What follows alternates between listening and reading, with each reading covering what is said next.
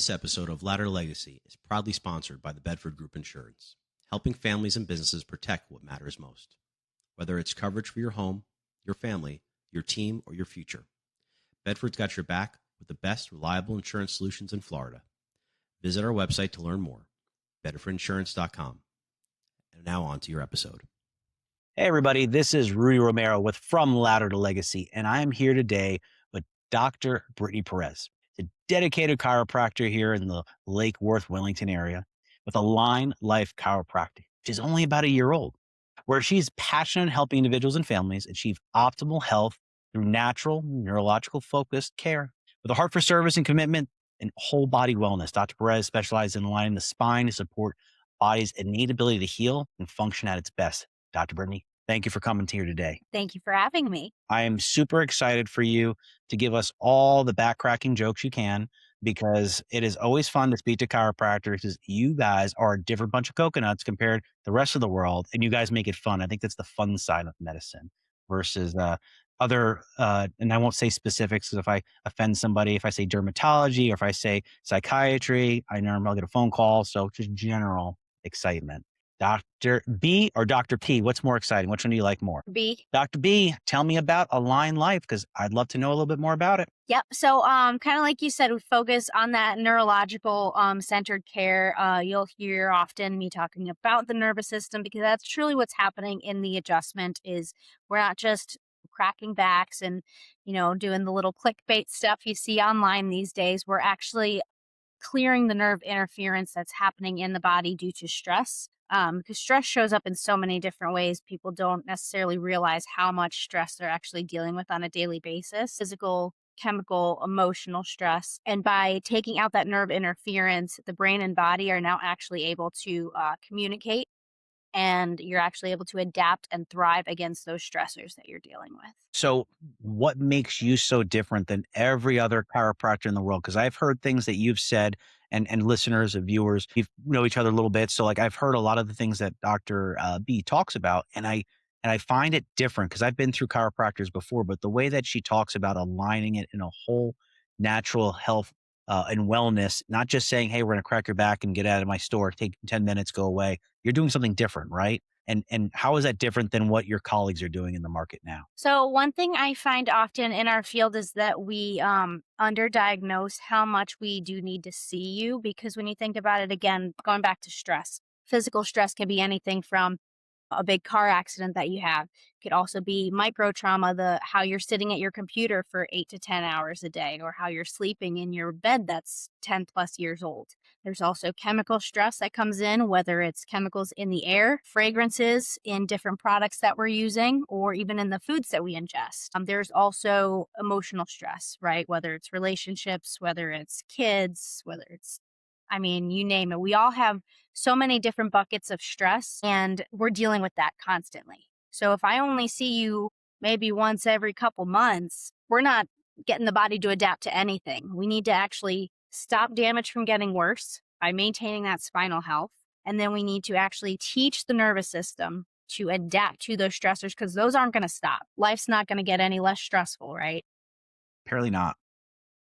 So Unless you have a magical thing for that too, Doc. Yeah. Well, it's through regular, consistent care.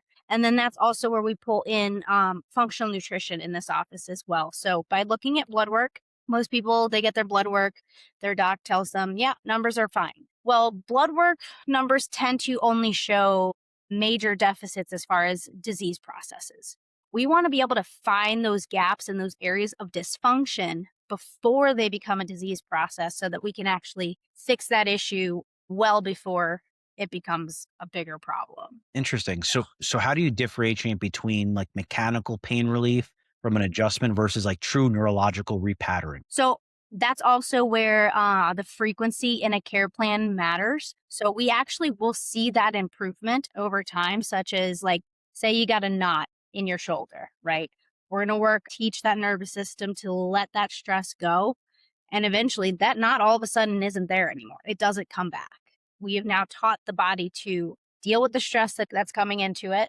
And then we're able to actually adapt to it. Got it. So you're able to see like measurable changes in vagal tone or RHV in patients like versus their chiropractic care, because you're looking at this. First of all, I didn't know anyone who has been to a chiropractor usually say, hey, yeah, come to us once a month, right? Come to us every couple of months. You're not doing that, right? So what you're saying is you're essentially helping them understand their body a little bit more by adjusting it in the way that it should naturally be. Yep. Is that kind of how it works? Percent. So I like to call, when I get people to what is typically known as maintenance care, I prefer to call that protective care. We're protecting the gains that we've made for our nervous system up to that point, but that's still a point where we can get stronger, right? We're still dealing with all of those stressors, like I said, but we can still have better function. We can still continue to thrive. And we still do re-exams roughly every 6 months, even when we're at that phase. That's often something that gets left behind. I feel like when people are in maintenance, we kind of forget what it is that we're working towards. Health goals are super important. We use tools like balance assessment, posture analysis, as well as body composition to measure and track that progress as well. Now, what makes your approach so different? Is it Align Life? Is it you? What made you want to go down this path that just seems very different than, again, your predecessors or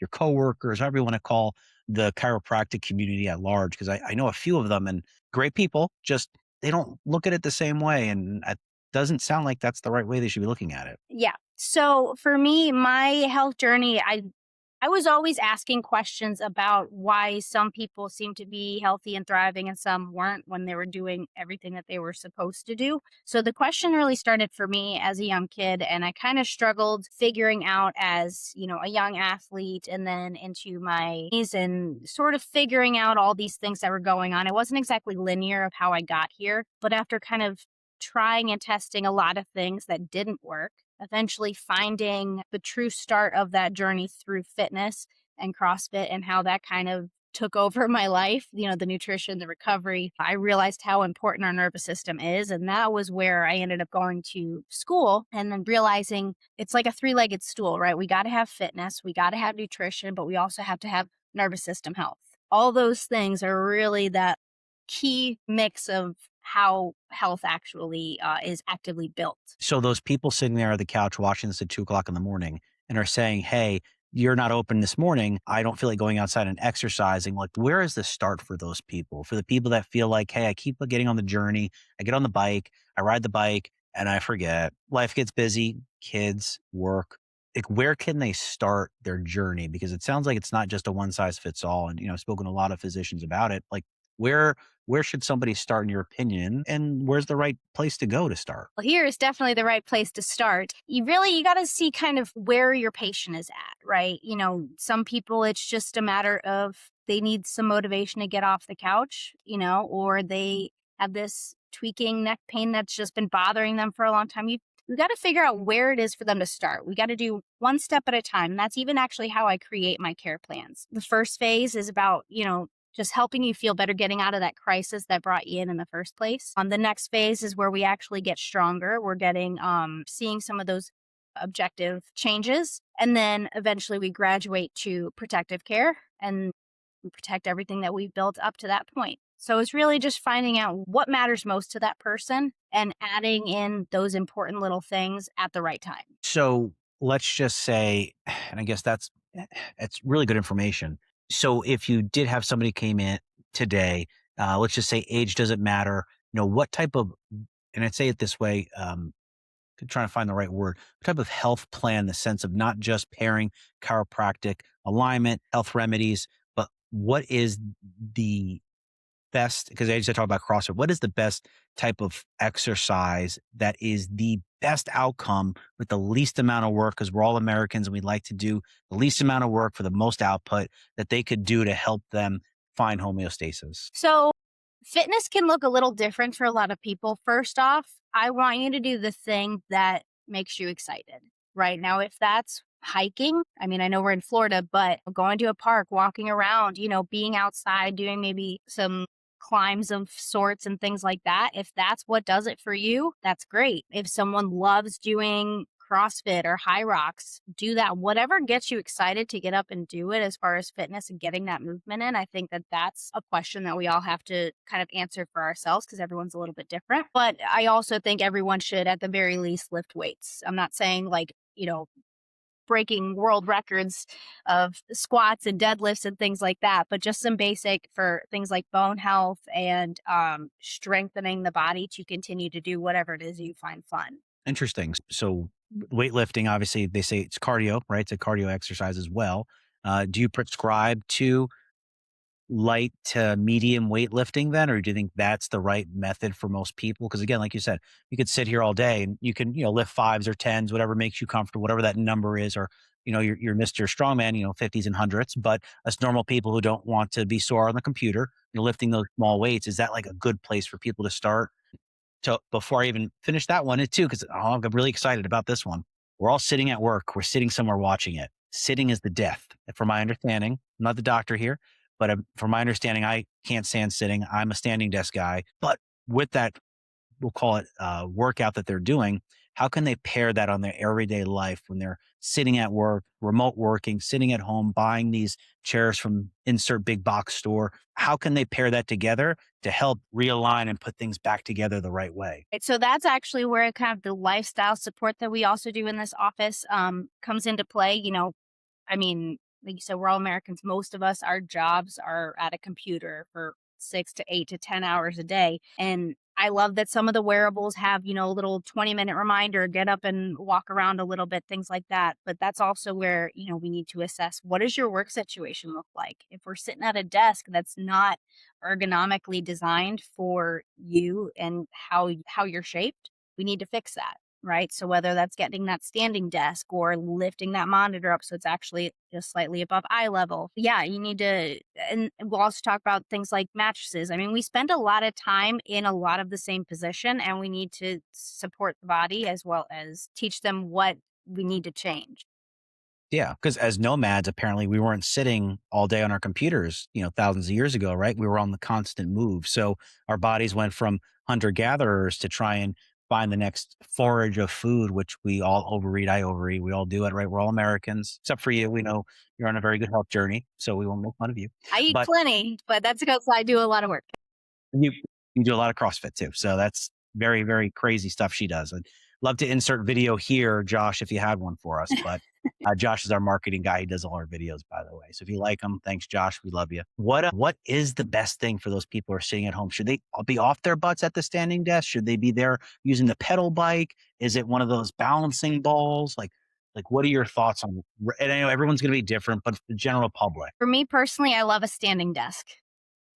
I love a standing desk. There's something that's just a lot more easy to transition into from standing to walking around. Maybe even it's just a little, lap around the room or something like that. The standing desk is a great place to start. And do you think that these companies, larger corporations, because we're not talking mom and pop shops, we're talking larger conglomerates, do you think at some point maybe they'll start to see this as, hey, if I align my life with my workers to figure out how to get them in a better situation, maybe their medical bills won't be as high. Maybe if I give them standing desks, they do these things. Do you ever think we could see that happen in corporate America, or do you think that's just asking for too much? I pray one day that we would be able to do that. Unfortunately, I think for most of those types of things, the bottom line matters more to them. So it's what about they can get the most of for the cheapest. And unfortunately, that tends to be at the cost of their employees. So an interesting thing to kind of segue from there, my office is actually out of network with all of the insurances for kind of that exact reason. Oh, An interesting. insurance company is not responsible for your health, right? They don't care about your health the way you should care about your health. So I basically pass that basketball back to the patient to teach them that this is your life, this is your body, and you need to take care of it. Yeah, this is your temple, right? So like when you have that conversation with people, is I'm sure they're calling and say, hey, do you take this? Do you take that? And you're like, hey, no, we don't. Do you have a spiel? Because I'm sure the viewers on here are like, oh, what do you mean you don't take insurance? Yeah, has anyone ever looked at their insurance costs and their rates? Now we're talking about my insurance world that I live in. We're talking health insurance, but it's pretty nuts. I mean, a family of four was talking with a fellow friend of ours, Dave Gagliar, the other day, for a bronze package in the Cigna world. And this is his packages. You're at like 12, $1,400 for a family of 4 or 5 a month. And does it really cover anything, right? So I believe chiropractic and other medicines like that, they don't really cover it anyway, right? They don't cover the proactive stuff, and ultimately, that's really what we're trying to get to, is we're trying to get ahead of the problem, right? Um, so there's very little, if anything, ever covered, and it differs from carrier to carrier, and I would hate for an insurance company to say, like, "Yeah, you can get chiropractic care, we'll cover 4 visits." I'll be honest with you, nothing is healing in 4 visits. We behave our way into something, we have to behave our way out of it, and that's kind of where that frequency matters in each customized care plan as well. Interesting. Walk me through, a patient comes in the door today and they're like, "Hey, I'm Joe Schmo. Joe Schmo needs to figure out his life, sit a little to the right, and I complain about my back every once in a while." What do you take them through? Do you do x-rays? Do you do blood work? What do you kind of do to kind of get them ready for your treatment? So, in the initial visit, what we do first off is I want them to tell me everything about what's bringing them in, right? Is it really that they feel that right low back pain when they're working, or is it that they're not able to go play with their kids at the park, right? I mean, really kind of diving deeper into that so we can really see that fuller picture of what matters to them, so we can really figure out some good health goals. And then I teach them about subluxation, is a condition in the spine where the bones are basically misaligned, causing pressure on the nerves. And that's where that nerve interference comes in, like we talked about before. And then it shows up as any form of dysfunction, whether it's pain, whether it's allergies, breathing issues, digestive problems, sleep issues. It can show up in a multitude of different ways depending on the person. So we do a body composition analysis as well to kind of see where our metabolic health is trending. We do a posture assessment so we can see how much pressure is on that nervous system from the top. We also look at 3D foot scans. So people often forget about how our feet are coming into play. Whether we're seated all day long or whether we're on our feet all day, we need to support from the bottom up as well. And then we also do a balance assessment to kind of see globally how we're carrying our weight from side to side, right? Like leaning to the right or leaning to the left, or however we're continuing that subluxation pattern. Yeah, that doesn't sound like, X-rays are medically necessary as well. well, and that doesn't, again, like everything you've just walked through, like I think x-rays is about as far as it's gone in my, and gosh, I think I've probably been to 15, 20 chiropractors from New York to Florida. I don't think I've ever had that, even in the minute that you explained it, and that depth of an understanding on how much more there needs to be looked at. And it makes me think like, hey, was I really, say, wasting my time? But like, I wasn't really fixing the problem. I was masking or putting a Band-Aid on what was probably a bigger issue. And, we had no idea. But with that said, how did Dr. B know that she wanted to help people fix their backs? So is this something in high school you were like, hey, I'm just going around picking people up, cracking their backs and making them feel better? And was that your thought process? Or what did you want to do when you were in high school? Was this the thing? Well, when I was growing up, I wanted to be a famous actress. I was in theater when I was younger. I did dance. I was a cheerleader. So that was all fun for me. I had been to chiropractors. Same kind of thing though. No one really explained the nervous system as far as health and wellness. No one really explained about nutrition. So I definitely kind of struggled figuring out what health and wellness actually was. And then it was about mid-20s that I had discovered CrossFit. Again, it's kind of culty when you first start, but in the best way, because it really kind of opened your eyes about functional movement as well as nutrition and recovery, all of those things. And then, like I said, it was through that journey realizing that the nervous system was at the key of all of this stuff. It was right in the center. So we really needed, that well-rounded mix of things to actively build our health from the inside out. Now you get into the next part of your life and you're like, hey, I figured this all out. And did you think, hey, I'm just going to jump right into this chiropractic thing? Or was it like, hey, because again, as an entrepreneur, and again, I don't think people understand, like, it's your business, right? This is your baby. You didn't just say, hey, I want to be a chiropractor. You said, hey, I'm going to run a business and I'm also going to do all this other stuff because you are the person who has to deal with everybody, right? So I think there's some misunderstanding sometimes with physicians. Like you didn't go to business school. You went to become a chiropractor, right? So like, that's one thing I've had other physicians on before and we talked about is like, they don't provide a lot of physicians with great business entrepreneurship, right? So you had to become an entrepreneur. obviously to do this, to embark on this journey. How has the journey been so far for you? What made you decide I want to be crazy enough to take, was the CrossFit, was the cult, was like, do it, do it, do it. We need somebody to fix our backs because we're just going through chiropractors at the CrossFit place. Like what was it? So after school, I had worked at a couple different clinics, as an associate, learning a lot of, kind of real world experience as well as some business stuff as well, like learning a lot of things that do work well in business as well as things that don't work very well.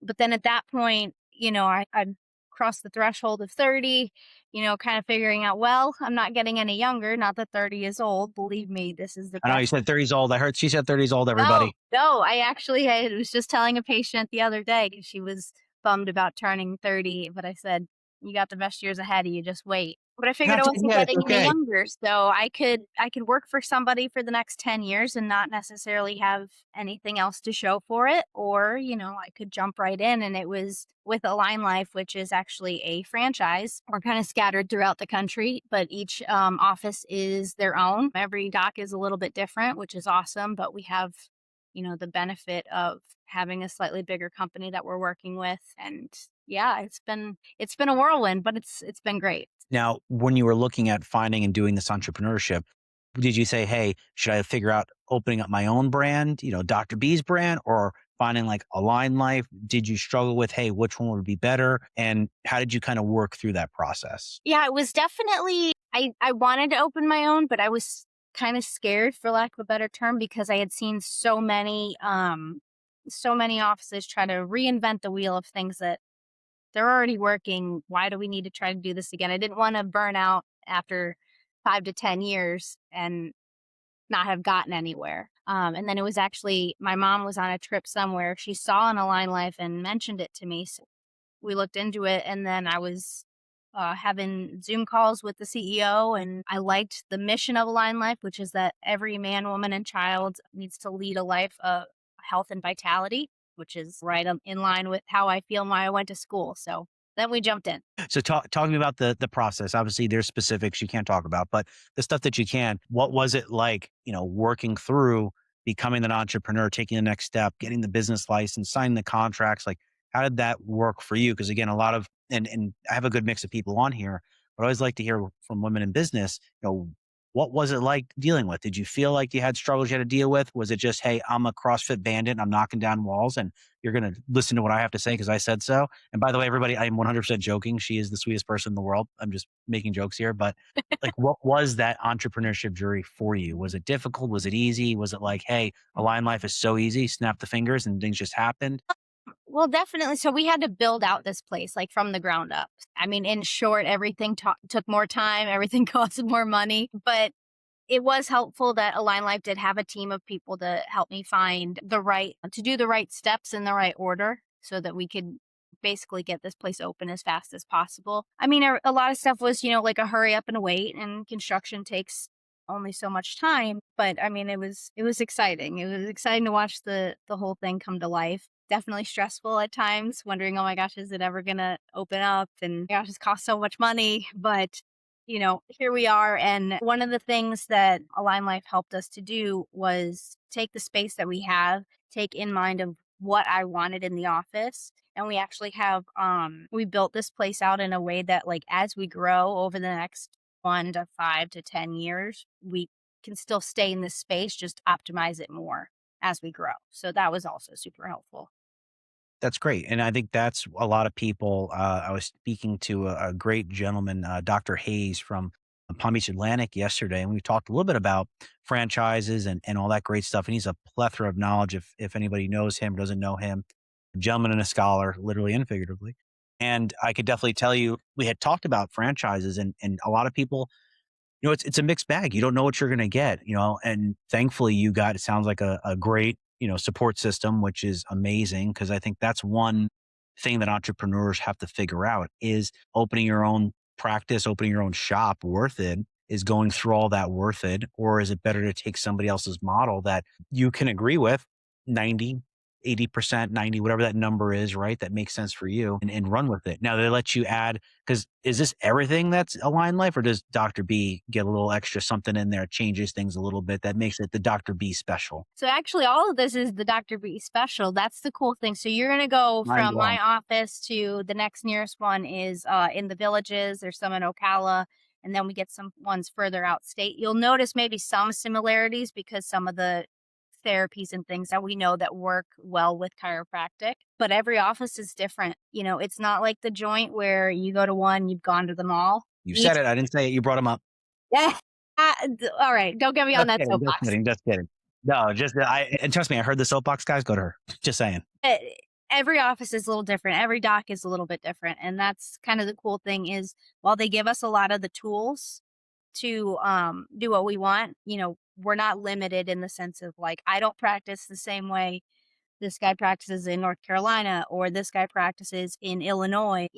We're all different docs. We all have our own thing, and we're able to do that, which is pretty cool. No, that's amazing. So they give you some relatively large breathing room, which I think is really nice. Is again, I've seen franchises that provide you with nothing. I've seen franchises that provide you with too much, and I've seen franchises that just say, like yours, hey, put your spin on it. And I think that is why you're seeing some of the success you're seeing. I know you're part of the local chamber, the Greater Wellington Chamber of Commerce. You're part of other networking groups. Do you see that how long have you been open for now? Just short of a year? Yep, about 8 months. 8 months. So when you have your 1 year party, I'm excited to go to. See, what has been the thing that works the most? Because I think that's what a lot of business owners, a lot of entrepreneurs want to know.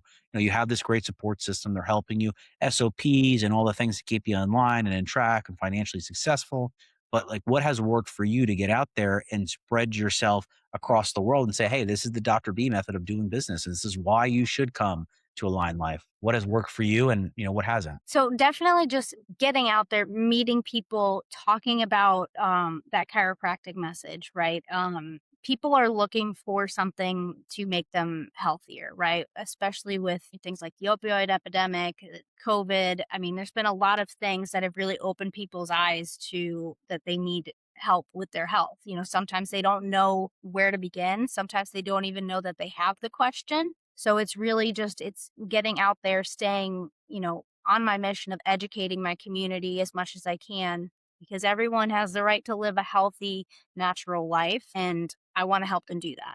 So by getting out there through like you said chamber events, networking groups, meeting people, just always just talking to people. That's been the most effective, across the board. Now, with these people you're talking to, do you work in the pediatric space as well? Because I think that's always a big question that people ask is, obviously you see someone like myself, a little bit larger. I've seen you, pretzel people already before in a good way, everybody, not a negative, in a way that makes them excited. But, a lot of doctors don't touch pediatrics. It's a very specialty area. So is that something you work from pediatric to geriatric and all in between? Yep, Which is everything in amazing. between. Yep, I have even I call my chiropractic lifeline on my wall. Shows all the way from newborns up to grandparents, everything in between. One thing I point out when I show people that is adjustments might look different depending on that particular patient. I'm not going to adjust, you the same way I would adjust a 6-month-old. But nonetheless, that 6-month-old still has a nervous system. They may not have 30 years worth of damage. No offense. You're being But nice. It's more than that. we're setting them up for success even earlier than, other patients that I don't see them until they're in their 30s, 40s, or, older.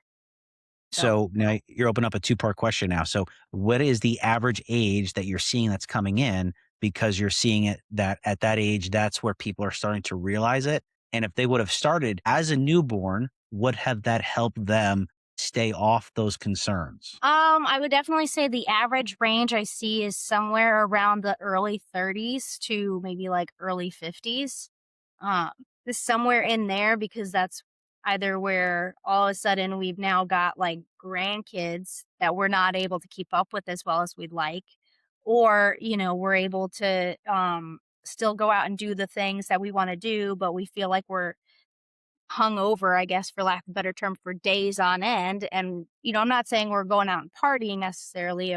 That's a whole nother issue we would talk about in your initial visit. But just when you don't feel as up to your potential as you can, and that usually seems to hit most people around the like early 30s. That's why Which there's that joke about like, oh, 30's so old. It's really not. You've got a lot of time ahead of you, so yeah, you got to fix that now before, all of a sudden now you're 70 and you can't turn your head. well, it doesn't get any better, right? So just leaving things untouched, unadjusted, that doesn't mean they just magically feel better just because you hope they did, right? Hope is a great tool, but it's not a repairing tool. It's a mental tool. Yes. The 5 most dangerous words in healthcare are maybe it will go away. I see that, and that's probably going to be one of those buzzer clips that we're going to end up snipping out of there, by the way. So I like that one. Is that yours? Or did you coin that, or is that somebody else's? We got a trademark? I heard that from a seasoned doc a while back, and I loved it. Yeah, no, I could see why. It's definitely a perfect. I'm picturing people in my head now that say that in their mind and think that everything will get better. It doesn't. Now, do you see a correlation between like spinal alignment and behavior regulation, like young kids? Because I know today the kids they aren't as active as we'll call it the other generations may have, and they're in front of computers, tablets, phones, classrooms, and very little recess. Now that there's no funding for, and just general, is not talking about Palm Beach County, just general statements. There is not a lot of funding in the school sports arena. Sports have kind of taken more of a back seat. Do you see this helping with that behavioral regulation? Because I mean, I can imagine everyone just wants to throw meds. I'm not a med person. We have to take meds. We all understand there's things we have to do, but medication, in my opinion, is always the solution. Does this help with that? Absolutely. I've seen quite a lot of pediatric patients that have improved in school. They have decreased symptoms like being fidgety or a lack of concentration. Because, again, when we have that nerve interference on that nervous system, it doesn't always necessarily show up as pain.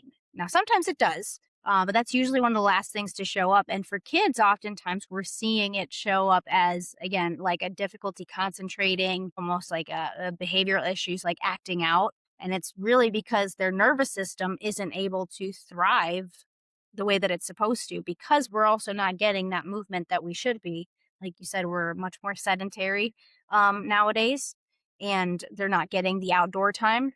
A huge improvement under regular chiropractic care. And again, the cool thing about adjusting kids, it's fun for me because, again, we're not undoing damage, right? A kid that's 10 years old, he's only been on the earth for 10 years. So we're not undoing, 30 plus years worth of damage. We're actually able to, his nervous system is much more primed to adapt to the adjustments that we're providing so that he can actually heal as he's supposed to. Yeah, and I mean, I think that's something that I'm just surprised that more people aren't looking to that before they decide to go to medical options that require medication.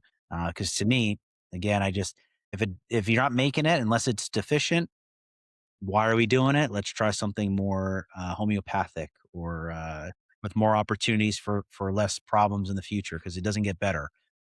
Waiting does not make it better. But how do you think the placebo effect plays in the role of like your chiropractic outcomes? Do you think that accounts for anything? Do you think people just think they hear the cracking and they feel better? Or after time of the work that you put in, do they really say, hey, at first, maybe I didn't think this was going to work? So I'm sure you have people who are saying, the husband telling the wife, it doesn't work. I've been feeling this way for 25 years. Don't talk to me about it. It's the back pain I've had since I fell off my bike at 12, and it's been that way. But do they see the actual outcome while it takes time? Do they see it? And do they recognize that? Yeah, so that's also where that education component comes in. I bring it up, like I said, early on in that initial visit, talking about what subluxation is. I've had some people come in that, oh, I've been to a chiropractor my whole life, da da da da, all this stuff. And I say, okay, have you heard of subluxation before? And they say, no, I've never heard that. So right then and there, I'm not knocking the chiropractors that don't talk about it, but it needs to get talked about, right? That education component of what's actually going on inside your body, how it connects to what brought you into the office, and how we're actually going to objectively fix the issue and why, right? So education matters so much to me. That's why I also do on my Instagram page, I post little videos as much as I can talking about either the condition of the month or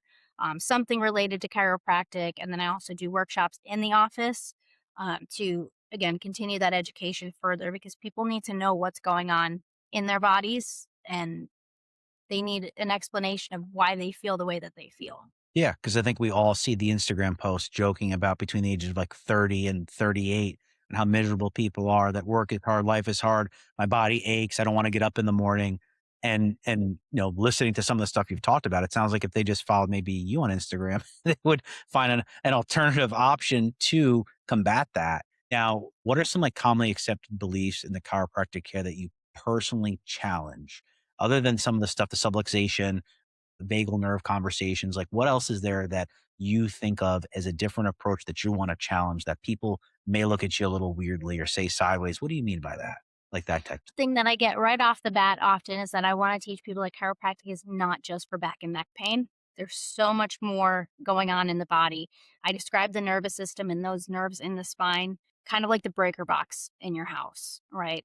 If a breaker's tripped, what happens? Whatever it's connected to isn't Goes functioning. out. Yeah. Exactly. So that's what the adjustment does is turn that breaker back on. So That is a really interesting approach to think about that. That is a very interesting perspective from apparently an electrical engineer here, because that sounds very yeah, I mean, I that's got that after I went to chiropractic I school. was gonna say, but that's really what you are, right? You're talking about neurological changes. I mean, that's neurons, electrical, right? That's what we are. We're one big particle charged, right? So you're essentially manipulating it as in a very dumbed down version of saying, like you said, breaker box. That's what it is, and you're trying to find the solutions. Now, what have you without obviously there's HIPAA requirements and stuff, just in general, what's an approach that you've seen you take that maybe another chiropractor didn't take, that someone came in that you did that made such an outcome for somebody to think that, wow, it wasn't possible, but you did it and you got them that relief, whatever that relief looked like? So starting off in the beginning,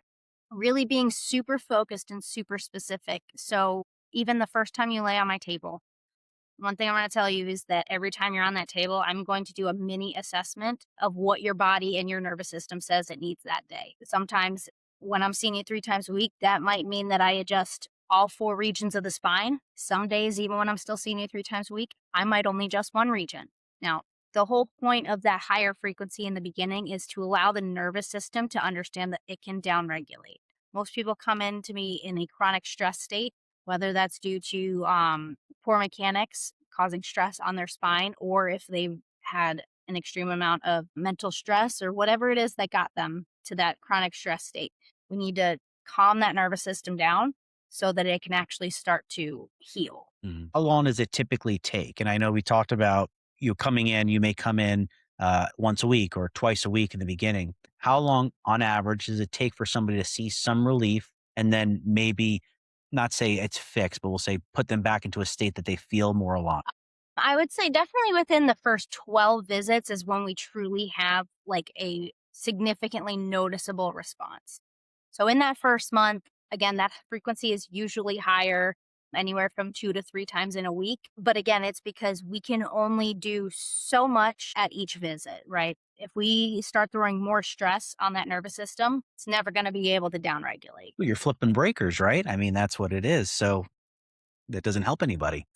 We need to turn on the right breakers at the right time. And then that's where everything starts to connect. Interesting. Interesting. What does the research look like for the next 10 years? Is there anything magical that's coming out that's going to change the way you see the chiropractic world? Or is this just, you, Dr. B, coming out with the best opportunities for everybody? Is there any emerging technology or anything? Or is we just kind of doing similar thought processes with a new modern feel? So we're definitely getting more and more research proving the efficacy of chiropractic care, especially consistent care over time. Even Align Life has a yearly event where all of our offices come together to, we call it our revolution, and we have different speakers and things. And this past year, we actually had a neuroscientist who, in her studies, she actually found so much proof of the efficacy of chiropractic care that she then became a chiropractor.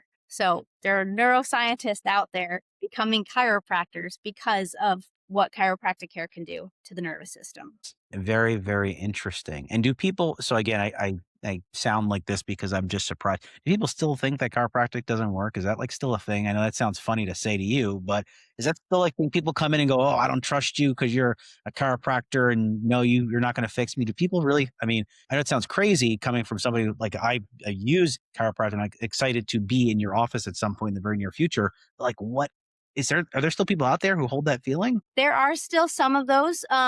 Definitely some of the trolls still on the internet for sure. I would say that they're definitely reducing in numbers. I think the next kind of hurdle for chiropractic is kind of, for lack of a better term, doing some of the maybe misinformation that we've done in the past of like really focusing as a profession towards that neck and back pain rather than what we know that was actually happening in the nervous system. We didn't talk about that enough.